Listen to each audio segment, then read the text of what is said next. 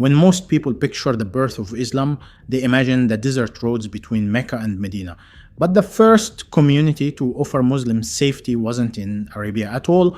It was across the Red Sea in the highlands of East Africa.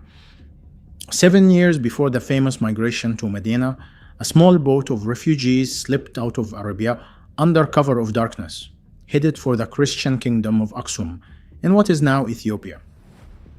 Islam's first sanctuary was African soil, and that decision would quietly shape a whole continent. By the early 600s, the new message preached in Mecca was causing a crisis. A small group had accepted Muhammad's call to worship one God and abandon the city's powerful idols. The city's leading clan saw this as a threat to their status and their pilgrimage trade. Persecution followed, boycotts, humiliation, even violence.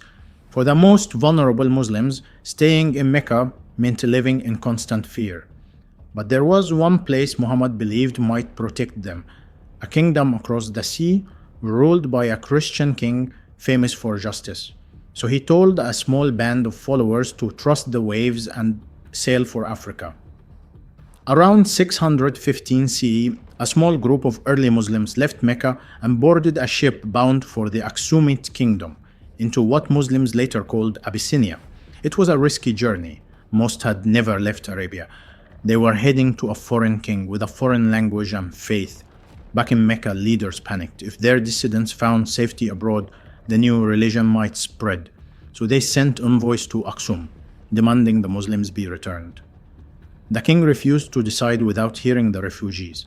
In a tense audience, the Muslim spokesman recited verses about Jesus and Mary. According to tradition, the king and his bishops were moved. The envoys were dismissed. The Muslims were granted asylum. For the first time, a Muslim community lived under the protection of a non-Muslim ruler on African soil. Meanwhile, trade routes strengthened cultural ties. Arab and African merchants had long shared markets. Now, they shared ideas. Along the East African coast, merchants founded mosques in port cities where Islamic and local cultures blended. Far to the west, caravans carried religious learning across the Sahara, Arabic writing, new laws, and the Quran moved south into West African kingdoms.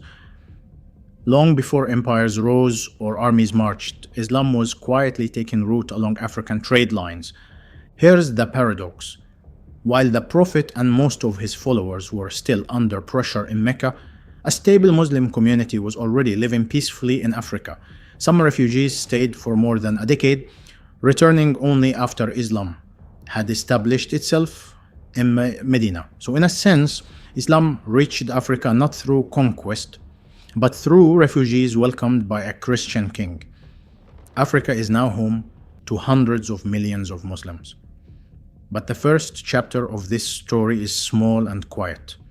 A handful of families crossing the sea in fear, finding protection far from home, and seeding a legacy that would eventually reshape a continent.